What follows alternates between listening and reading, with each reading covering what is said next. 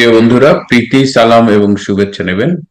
আমাদের সামনে আজকে রূপান্তরের সত্যের ভার্চুয়াল স্টুডিওতে উপস্থিত হয়েছেন আপনাদের অত্যন্ত পরিচিত মুখ, বাংলাদেশের সাংবাদিক সমাজের অগ্রগামী নেতা, ঢাকা সাংবাদিক ইউনিয়ন, রিপোর্টার্স ইউনিটি সহ একাধিক সংগঠনের নেতৃত্ব দিয়েছেন এবং সর্বশেষ দিল্লিতে বাংলাদেশ হাইকমিশনে প্রেস মিনিস্টার হিসেবে কর্মরত ছিলেন আমাদের সবার প্রিয় শাবান মাহমুদ। শাবান মাহমুদ, আপনাকে স্বাগত।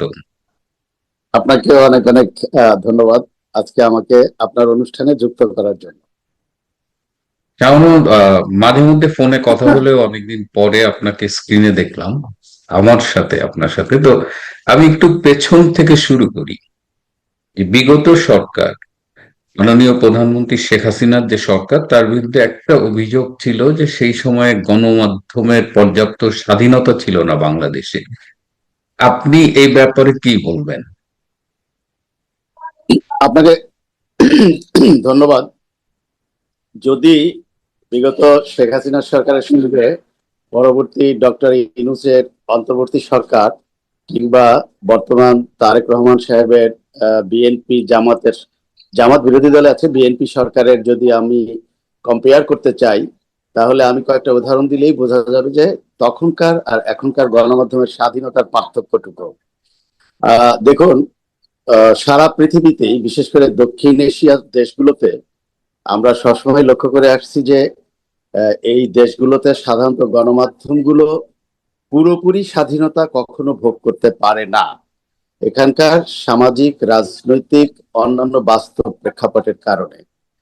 কিন্তু তার ভেতরেও যদি আমরা মনে করি যে অপেক্ষাকৃত সর্বোচ্চ স্বাধীনতা ভোগ করেছে কোন সরকারের আমলে বাংলাদেশের গণমাধ্যমে, নিশ্চয়ই আমার প্রতিপক্ষ যারা তারাও মেনে নেবেন যে শেখ হাসিনা সরকারের আমলেই গণমাধ্যমের স্বাধীনতাটা যতটুকু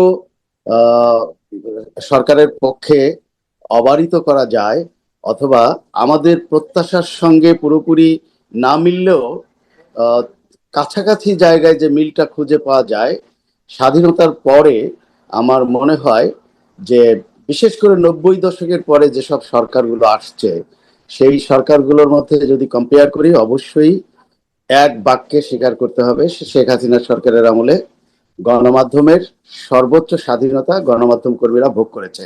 আমি যদি এতটুকু বলতে চাই বিনয়ের সঙ্গে, যে যারা এই বিষয় নিয়ে প্রশ্ন তুলতে চান, বিতর্ক করতে চান, মাননীয় প্রধানমন্ত্রী, সাবেক প্রধানমন্ত্রী শেখ হাসিনা বা সাংবিধানিকভাবে তাকে এখনো সাবেক বলার সুযোগ আছে কিনা সেটি দর্শকরা বিবেচনা করবেন।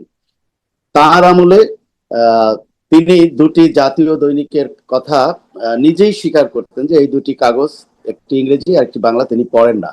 কিন্তু টানা 16 বছরের ক্ষমতাসীন আমলে ওই দুটি কাগজে সরকারের পক্ষ থেকে কোনো ধরনের কোনো পরিস্থিতি সৃষ্টি করা হয়েছিল যেটি দেশবাসীর কাছে বিতর্কের জন্ম দিয়েছে অথবা দেশবাসী হতবাক হয়েছে, এমন কিন্তু কোনো প্রমাণ নেই। অথবা কোনো মন্ত্রী, কোনো সাংসদ ওই দুটি কাগজের উপরে অবৈধভাবে হস্তক্ষেপ করার চেষ্টা করেছে বা কাগজটি বন্ধ প্রক্রিয়ায় কোনো ভূমিকা রাখার চেষ্টা করছে সেটি আমাদের মনে পড়ে না। কাজেই প্রধানমন্ত্রী ঘোষণা দেওয়ার পরও যে দুটি কাগজ সর্বোচ্চ স্বাধীনতা ভোগ করে তাদের পেশাদারিত্ব রক্ষা করেছে, সেই কাগজ দুটোকেই তথাকথিত গণমাধ্যমের স্বাধীনতার যুগে ডক্টর ইউনূসের আমলে কিভাবে পুড়িয়ে দেওয়া হয়েছে, কিভাবে আক্রমণ করা হয়েছে পুরো জাতি দেখেছে। শেখ হাসিনার সরকারের আমলে কোনো সাংবাদিকের বিরুদ্ধে হত্যা মামলা তো দূরের কথা, হয়রানিমূলক মামলা করা হয়েছে অথবা তার ব্যাংক অ্যাকাউন্ট ফ্রিজ করা হয়েছে, তার পাসপোর্ট জব্দ করা হয়েছে, বিদেশ যায় নিষেধাজ্ঞা দেওয়া হয়েছে, অথবা তার প্রফেশনাল যে আইডি কার্ড, অ্যাক্রিডিটেশন কার্ড বাতিল করা হয়েছে উদ্দেশ্যমূলকভাবে, কিংবা আমাদের জাতীয় প্রেস ক্লাবের সদস্য পদ বাতিল করা হয়েছে। এমন একটি উদাহরণ নেই যেটি তথাকথিত গণমাধ্যমের স্বাধীনতার যুগে ডক্টর ইউনূসের মব শাসনের যুগে আমরা লক্ষ্য করেছি। প্রায় 300-র উপরে সাংবাদিকের বিরুদ্ধে হত্যা মামলা দায়ের করা হয়েছে, পুরোপুরি মিথ্যা, তার কোনো বিচার বিশ্লেষণ হচ্ছে না, বিচারিক প্রক্রিয়া প্রায় বন্ধ, সাংবাদিকরা বিনা বিচারে কারাগারে আছে। আজকে মোজাম্মেল বাবু কারাবন্দী আছেন, ভোরের কাগজের সম্পাদক কারাবন্দী আছেন দীর্ঘকাল। 5ই আগস্টের পর থেকে। আজকে সাংবাদিক দম্পতি শাকিল রূপা কারাগারে আছেন, তাদের কি অপরাধ সেটি তারা জানতে পারছে না। আর বিচারিক প্রক্রিয়াও তাদের জন্য খুব স্বচ্ছ প্রক্রিয়ায় যে অগ্রসর হতে পারছে দ্রুততম সময় সেটিও না। তবে কিছুটা হলেও অগ্রগতি হয়েছে। অ্যাটলিস্ট একটা নির্বাচিত সরকার আসছে। অন্ততপক্ষে মব সরকারের শাসনকাল, অবৈধ সরকারের শাসনকাল এবং যে ব্যাখ্যায় আমরা বর্ণনা করি না কেন, এই নোবেল বিজয়ী ইউনূসের দুঃশাসনের যে একটা করুণ দুর্যোগকাল, সেই জায়গা থেকে কিছুটা উত্তরণ আমরা লক্ষ্য করছি। আগামী 28 তারিখ, 28 এপ্রিল সাংবাদিক দম্পতি শাকিল এবং রূপার জামিনের আদেশ হবে বলে আমরা জেনেছি। আমরা অপেক্ষায় আছি যে তারা মুক্তি পায় কিনা। তাদের মুক্তি পাওয়াটাও যথেষ্ট না। আমরা মনে করি কারাবন্দী সকল সাংবাদিককে বিচারিক প্রক্রিয়ায় হোক, স্বচ্ছ প্রক্রিয়ার ভেতর দিয়েই হোক, কিন্তু যাদের বিরুদ্ধে মিথ্যা মামলা দায়ের করা হয়েছে তাদেরকে মুক্ত করা হোক। এবং যেসব সাংবাদিকদের মানবিক জীবনযাপন করছে, যারা চাকরিচ্যুত হয়েছে, তাদেরকে পুনর্বহাল করা হোক। আমি বলতে চাই যে সাংবাদিক, আমি আগেও বলেছি যে গণমাধ্যমের স্বাধীনতা পুরোপুরি ভোগ করেছে এমন দেশের সংখ্যা কম। উন্নত রাষ্ট্রগুলোতেও তার নজির নেই, কিন্তু তার ভিতর দিয়ে যেসব জায়গায় অন্তত পক্ষে যেটি নিয়ে গর্ব করা যায় সেরকম একটি সময়কাল ছিল শেখ হাসিনার নির্বাচিত প্রায় 16 বছরের শাসনকাল। তখন সাংবাদিকরা অনেক ধরনের সুযোগ সুবিধাও পেয়েছে। সাংবাদিক কল্যাণ ট্রাস্ট নামে এর আগে কখনো কোনো কল্যাণ ট্রাস্ট ছিল না, সেটি মাননীয় প্রধানমন্ত্রী শেখ হাসিনা করেছিলেন। আজকে এই কল্যাণ ট্রাস্টে প্রায় 100 কোটি টাকা।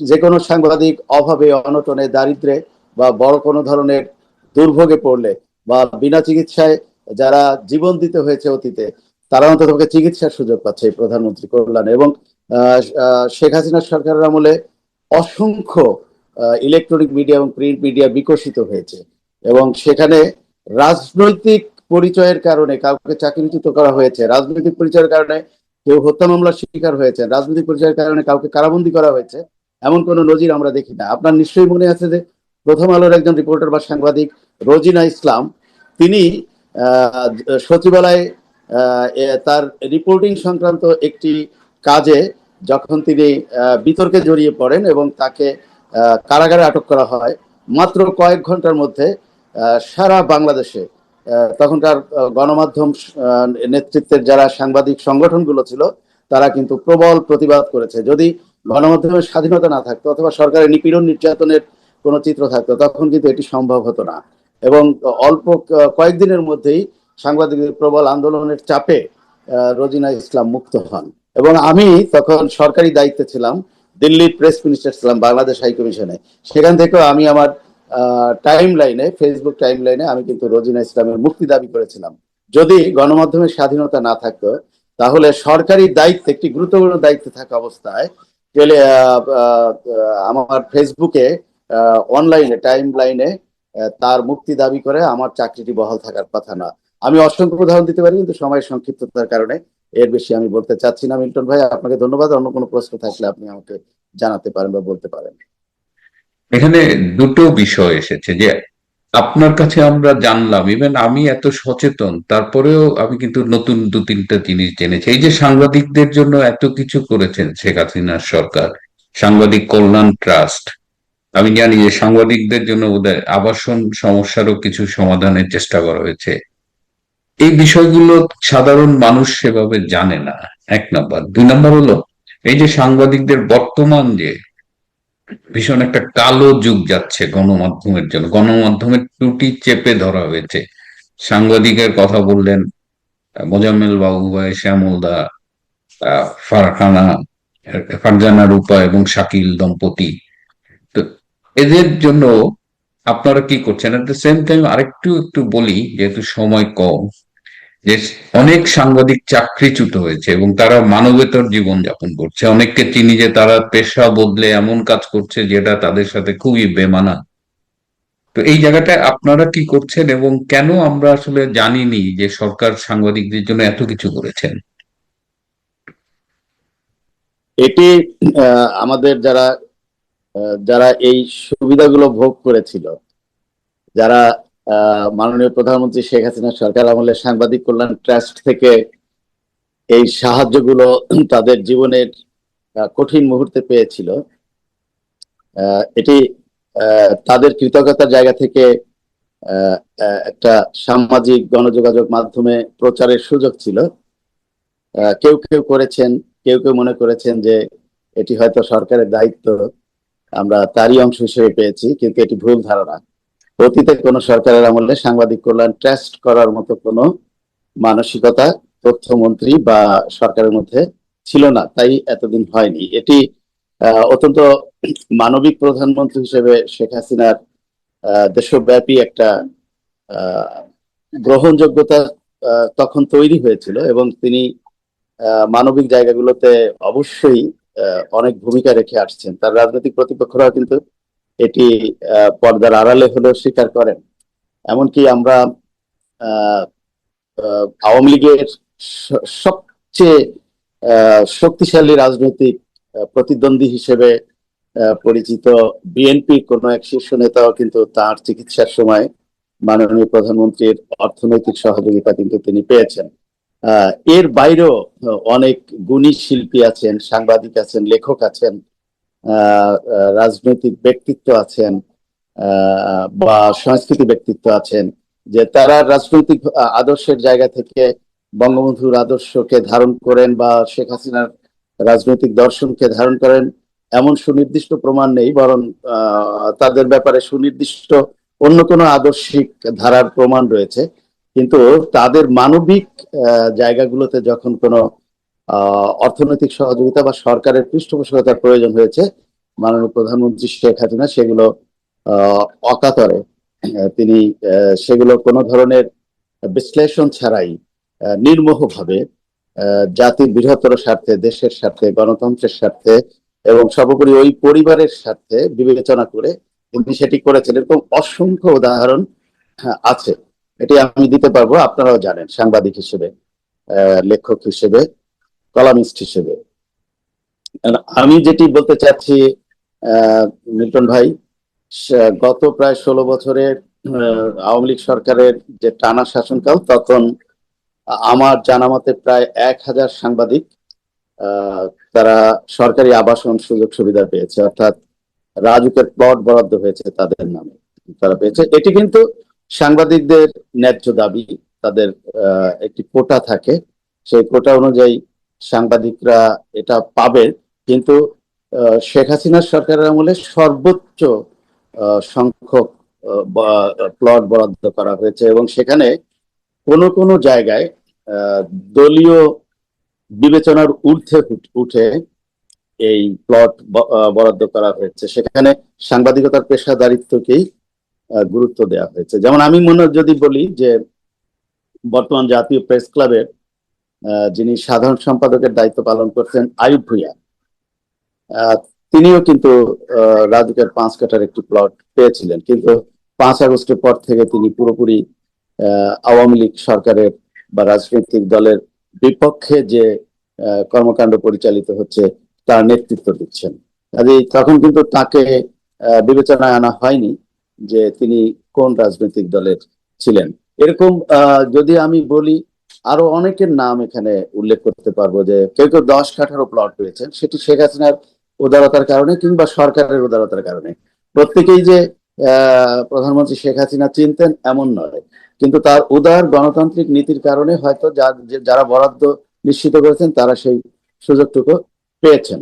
তা আমি শুধুমাত্র এই সাংবাদিকদের নিরাপত্তা সুযোগ সুবিধার বিষয় না, সাংবাদিকদের অন্যান্য ক্ষেত্র, যেমনি তাদের কর্মক্ষেত্র উন্মোচন করার ক্ষেত্র শেখ হাসিনার একটি ঐতিহাসিক ভূমিকা ছিল। কারণ আমি আগেও বলেছি, প্রায় অর্ধশত ইলেকট্রনিক এবং প্রিন্ট মিডিয়া তখন বিকশিত হয়েছিল এই সরকারের আমলে। সেই বিবেচনায় অন্ততপক্ষে সেখানে প্রায় 20,000 গণমাধ্যম কর্মী নানান ডেস্কে বা বিভাগে তারা কাজ করার সুযোগ পেয়েছিল। এবং এই সরকারের আমলেই সংবাদপত্র শিল্পকে শিল্প হিসেবে ঘোষণা করা হয়েছিল, এটি শিল্পের মর্যাদা পেয়েছে। এবং শেখ হাসিনার সরকারের আমলে সাংবাদিকদের মান উন্নয়নের জন্য বেশ কয়েকটি ওয়েস বোর্ড বাস্তবায়ন করা হয়েছিল। কয়েকটি ওয়েস বোর্ড আমি নেতৃত্বে থাকা অবস্থায়, আমি ঢাকা সাংবাদিক ইউনিয়নের সেক্রেটারি যখন ছিলাম, তখন একটি ওয়েস বোর্ড বাস্তবায়ন হয়েছে। আমি ঢাকা সাংবাদিক ইউনিয়নের যখন সভাপতি, তখন আরেকটি ওয়েজ বোর্ড বাস্তবায়ন হয়েছে। এখানে আমার একার কোনো কৃতিত্ব নেই, যারা আমরা সাংবাদিক সংগঠনের নেতৃত্বে ছিলাম সবার সমান কৃতিত্ব, কিন্তু আমি চেষ্টা করেছি সাংবাদিকদের পেশাগত অধিকার রক্ষার জন্য, তাদের জীবন মানের উন্নয়নের জন্য আমার জায়গা থেকে একটা আকর্ষণ ভূমিকা রাখে। আমি যখন সর্বশেষ বাংলাদেশ ফেডারেল সাংবাদিক ইউনিয়নের মহাসচিব, তখন একটি ওয়েজ বোর্ড হয়তো সাধারণ মানুষের সবার এই বিষয়ে ধারণা নেই। ওয়েজ বোর্ড হচ্ছে সাংবাদিকদের বেতন নির্ধারণের একটি কাঠামো, যে কাঠামোর ভেতর দিয়ে সাংবাদিকদের জীবনযাত্রার মান অনেক উন্নত হয়ে যায়, এবং সেটি বারবার করেছেন প্রধানমন্ত্রী। আর নতুন সরকার এসেছে, আমাদের 10ম ওয়েজ বোর্ড বাস্তবায়ন করেছিলেন, যেটি যেটি শেখ হাসিনা সরকার এই ঘোষণা দিয়ে গেছেন, বাস্তবায়ন করেছেন। সেটির এখন পর্যন্ত সব কাগজগুলোতে বাস্তবায়ন হয়নি। আমরা অপেক্ষায় থাকব যখন যে সরকারই আসুক। আমাদের মতাদর্শেরও হতে পারে, আমাদের মতাদর্শের নাও হতে পারে, কিন্তু সাংবাদিকরা যেন, গণমাধ্যমের জন্য একটা স্বাধীনতা থাকে, গণমাধ্যম কর্মীরা যেন তাদের জীবনের নিরাপত্তাটা পায়, এতটুকু আমরা দাবি করব। আর আপনি যেটি বলেছেন যে তখন আমরা কিছু করতে পারিনি কেন, এটি আমাদের চরম ব্যর্থতা। আমাদের সাংবাদিক সংগঠনগুলো আহ সারা বাংলাদেশের সাংবাদিক সংগঠনের নেতৃত্ব দিয়ে থাকে বাংলাদেশ ফেডারেল সাংবাদিক ইউনিয়ন। এরপরে ঢাকা সাংবাদিক ইউনিয়ন অত্যন্ত গুরুত্বপূর্ণ একটি সংগঠন, অনেক বৃহৎ সংগঠন। ঢাকা রিপোর্টার্স ইউনিট একটি নিরপেক্ষ জায়গা থেকে একটি পেশাদার সাংবাদিকদের সংগঠন। জাতীয় প্রেস ক্লাব এটিও একটি সাংবাদিকদের সংগঠন, কিন্তু এটি কখনো সাংবাদিকদের রুটি রুজি আদায়ের বা অধিকার আদায়ের আন্দোলনে কখনো ভূমিকা রাখে না। এটি ভিন্ন ধারার একটি সংগঠন। এটি পেশাদার সাংবাদিকদের একটি আড্ডার স্থল, এবং বলা চলে যে এটি একটি পেশাদার সাংবাদিকদের সেকেন্ড হোম। এখানে আসলে আন্দোলন সংগ্রামের বিষয়টা কিছুটা অনুপস্থিত। আবার আমি মনে করি যে আমাদের বাংলাদেশ ফেডারেল সাংবাদিক ইউনিয়ন, ঢাকা সাংবাদিক ইউনিয়ন যেভাবে এটা এই এই অন্যায় অবিচারের বিরুদ্ধে আজকে প্রায় 13 জন সাংবাদিক হত্যাকাণ্ডের শিকার হয়েছে এই ইউনূস সরকারের আমলে। এখনো 38 জন সাংবাদিক কারাগারে বন্দী রয়েছেন দেশের বিভিন্ন স্থানে। আমরা শুধু 4 জনের নাম, তারা জাতীয় পর্যায়ে সাংবাদিকতা করার সুযোগ পেয়েছিলেন বলে আবারও আমি নাম উচ্চারণ করছি, মোজামিল বাবু, শ্যামল দত্ত, শাকিল আহমেদ এবং ফারজানা রূপার নাম আমরা বারবার নিয়ে আসছি। কিন্তু 38 জন সাংবাদিক এই মুহূর্তে কারাগারে বন্দী আছেন। আমাদের বাংলাদেশ ফেডারেল সাংবাদিক ইউনিয়ন, ঢাকা সাংবাদিক ইউনিয়ন আসলে এই সময় যেভাবে সাংবাদিকদের নিরাপত্তার জন্য জাতীয় প্রেস ক্লাবের সামনে অবস্থান নিতে পারতেন এবং যেভাবে গর্জে উঠতে পারতেন, অ্যাটলিস্ট কিছু না পারলেও একটা নীরব মানববন্ধন কর্মসূচি দিয়ে হলেও এর একটা সিম্বলিক প্রোটেস্ট তারা করতে পারতেন, সেটি তারা করতে দেখাতে পারেননি। ঢাকা সাংবাদিক ইউনিয়ন অনেক দেরিতে হলেও তারা বিভিন্ন ইস্যুতে ঢাকা সাংবাদিকের পক্ষ থেকে অন্তত বিবৃতি দেওয়া শুরু করেছে, এবং সম্প্রতি তারা জাতীয় প্রেস ক্লাবের সামনে একটি মানববন্ধন করেছে। কিন্তু এটি সাংবাদিক সংগঠনের পক্ষ থেকে খুবই যথাসামান্য, এবং এটি সাংবাদিকরা, সারা দেশের সাংবাদিকরা আমি মনে করি যে হতাশ হয়েছে। আবার আমি পাশাপাশি এতটুকু বলবো যে ইউনূস সরকারের আমলে বাংলাদেশের যে সামাজিক অবস্থাটা তৈরি হয়েছিল, যে একটা মব সন্ত্রাসের যে একটা রাজত্ব প্রতিষ্ঠিত হয়েছিল, যেভাবে মানে অমানবিক ভাবে, পাশবিক ভাবে প্রতিপক্ষের উপরে হামলা, নির্যাতন, নিপীড়ন হয়েছিল, তখন হয়তো আমাদের সাংবাদিক সমাজের যারা নেতৃত্বে আছেন তারা এই কাজটুকু, এটি অত্যন্ত সাধারণ কাজ, কিন্তু এটি করার মতো সৎ সাহস তারা পরিবেশ পরিস্থিতির কারণে দেখাতে পারেননি। কিন্তু সাংবাদিকদের কাঠগড়ায় হয়তো তাদেরকে দাঁড়াতেই হবে। তারা তারা সাহসিকতা নিয়ে ভূমিকা রাখবেন, এ কারণেই তাদেরকে নেতৃত্বের আসনে বসানো হয়েছিল। আমি মনে করি সেই জায়গাতে আমিও ঢাকা সাংবাদিক সংগঠনের একজন শীর্ষ পর্যায়ের সাবেক নেতৃত্ব দানকারী একজন কর্মী অথবা সদস্য, কিন্তু আমিও এই দায় এড়াতে পারি না। তবে আমি যেহেতু পরিবেশ পরিস্থিতির কারণে বাংলাদেশে আমি নেই, বিদেশে নির্বাসিত, এই জায়গা থেকে যতটুকু সম্ভব সাংবাদিকদের সঙ্গে যোগাযোগ রাখা, তাদের সুখ দুঃখের সঙ্গে শেয়ার করার, কথা বলা, ততটুকু আমি করার চেষ্টা করেছি। এবং আন্তর্জাতিক প্ল্যাটফর্মে সাংবাদিকদের এই দুর্ভোগ দুর্দশা, এটি আমি খুব ছোট পরিসরে হলেও আমি আমার জায়গা থেকে তুলে ধরার চেষ্টা করেছি। মিল্টন ভাই, আমি নিজেও আত্মতুষ্টির জায়গায় আসতে পারিনি, আমাদের আরো অনেক কিছু করার ছিল। এখন আমরা একদম শেষ পর্যায়ে চলে আসছি, তাহলে এখন শেষবারের মতো মানে যদি বলি যে পরশুদিন অনেকদিন পরে ট্রায়ালের একটা রায় আসবে, অ্যাটলিস্ট জামিনের শুনানি হচ্ছে শাকিল এবং রূপার ব্যাপারে। এবং আমরা প্রতিদিন, আমি তো আসলে পেশাদার সাংবাদিক না, বাট কিছুটা ফ্লেভার তো আমার ভেতরে আছে। আমি কিন্তু প্রচুর এই কারাবন্দী সাংবাদিকদের আত্মীয় স্বজন বা যারা রাজনীতিবিদ আছে তারা আমার সাথে যোগাযোগ করে কি হবে। আজকেও বাবু ভাইয়ের একজন আত্মীয় বললো যে একটা কিছু বলেন, কিন্তু এই মুহূর্তে আপনার দাবি কি বর্তমান সরকারের এই কাছে বাংলাদেশের? এই মুহূর্তে আমার দাবি, আগামী পরশু বা 28 এপ্রিল আমাদের বহু কাঙ্ক্ষিত যে একটা স্বপ্ন, সাংবাদিক সংগঠনের সাবেক দায়িত্বশীল একজন নেতা হিসেবে না, একজন পেশাদার সাংবাদিক হিসেবে, সাংবাদিক পরিবারের একজন সদস্য হিসেবে, ঢাকা সাংবাদিক ইউনিয়নের একজন সাধারণ সদস্য হিসেবে, জাতীয় প্রেস ক্লাব থেকে পদবঞ্চিত একজন সদস্য হিসেবে, আহ, আমরা ইউনূস সরকারের আমলে সবাই জাতীয় প্রেস ক্লাব আমাদের সদস্যপদ স্থগিত রাখা হয়েছে।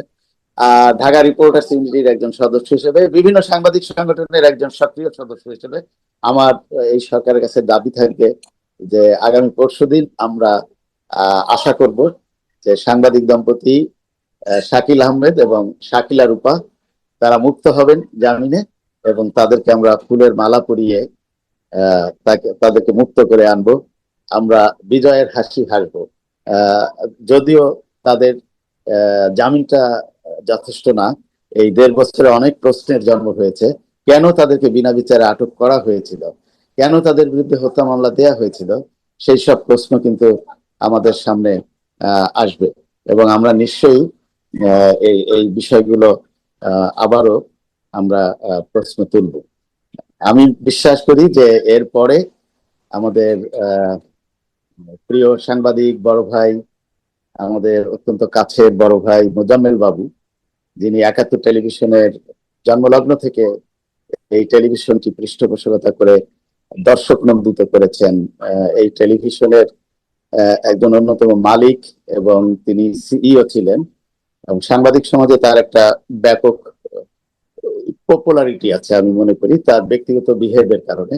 আমরা মোজাম্মেল বাবু আর ভোরের কাগজের সম্পাদক শ্যামল দত্ত, যিনি জাতীয় প্রেস ক্লাবের নির্বাচিত সাধারণ সম্পাদক, এখন পর্যন্ত তাকে আমরা সাধারণ সম্পাদক দাবি করতে পারি, কারণ তার মেয়াদ থাকা অবস্থাতেই ডক্টর ইউনূসের যে সরকার, অন্তর্বর্তী সরকার দায়িত্ব পেল, ঠিক সেই মুহূর্তে অন্যায়ভাবে তার পদ কেড়ে নিয়ে সেখানে তাকে তার সদস্যপদ বাতিল করে দিল। কাজে আমাদের কাছে কিন্তু এখনো আমরা বিশ্বাস করি যে এই অন্যায় আচরণ না হলে প্রেস ক্লাবের এতদিন মেয়াদ থাকতো না, কিন্তু এই মুহূর্ত পর্যন্ত বৈধভাবে কিন্তু প্রেস ক্লাবের সাধারণ সম্পাদকের পদটা তিনি আছেন বলে আমরা মনে করি।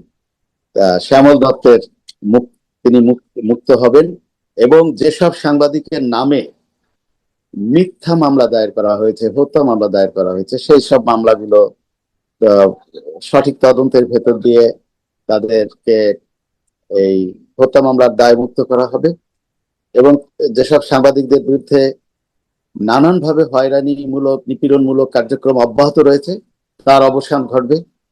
অনেক সাংবাদিকের ব্যাংক অ্যাকাউন্ট ফ্রিজ করা হয়েছে, তার একটি যৌক্তিক সমাধান আসবে। কিছু কিছু সাংবাদিকের বিদেশ যাত্রায় স্টপ লিস্টে বিমানবন্দরের নাম দেওয়া হয়েছে, তার একটি যৌক্তিক সমাধান হবে। কারণ একটি নির্বাচিত বা গণতান্ত্রিক সরকারের আমলে তো নাগরিক অধিকারটাকেই প্রায়োরিটি দেওয়া উচিত।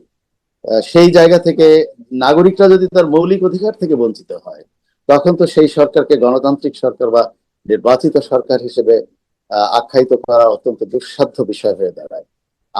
আমাদের প্রত্যাশা থাকবে যে শাকিল রূপা আগামী পরশুদিন জামিনে মুক্ত হয়ে সাংবাদিকদের মাঝে ফিরে আসবেন, তারা আবার পুনরায় তাদের পেশাগত দায়িত্ব কাজ তারা শুরু করবে, এবং সকল সাংবাদিকের নামে মিথ্যা মামলা ক্রমান্বয়ে প্রত্যাহার করে নেবে সরকার। এটি আমাদের জোর প্রত্যাশা, জোর দাবি। ধন্যবাদ শাওন মাহমুদ, আমাদের সময় দেওয়ার জন্য। প্রিয় দর্শক, আমরা এতক্ষণ কথা বললাম সাংবাদিক সমাজের নেতা এবং আমাদের খুব প্রিয় মানুষ। আমি দীর্ঘকাল শাওনকে চিনি, একদম ঢাকা বিশ্ববিদ্যালয়ের শুরু থেকেই আমাদের সম্পর্কটা সবকিছুর ঊর্ধ্বে খুব ব্যক্তিগত পর্যায়ে। তো আপনাকে ধন্যবাদ। এবং শাবান মাহমুদ যেটা বললেন, সকল সাংবাদিকের বিরুদ্ধে, যাদের বিরুদ্ধে মামলা করা হয়েছে, এই মিথ্যে মামলাগুলো প্রত্যাহার করা হোক। যারা কারাবন্দী রয়েছেন 38 জন, সবাইকে মুক্তি দেওয়া হোক। আজ এ পর্যন্তই। সবাই ভালো থাকবেন, সুস্থ থাকবেন। তার চেয়েও জরুরি হলো নিরাপদে থাকবেন। সবাইকে অনেক ধন্যবাদ এবং আপনাকে আবারও ধন্যবাদ।